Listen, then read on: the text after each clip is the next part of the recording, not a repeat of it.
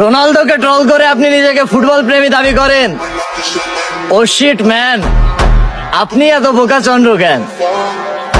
দেখুন, আমি মানি আপনার পছন্দের প্লেয়ারের অর্জন বেশি, তাই গর্জন বেশি। আপনার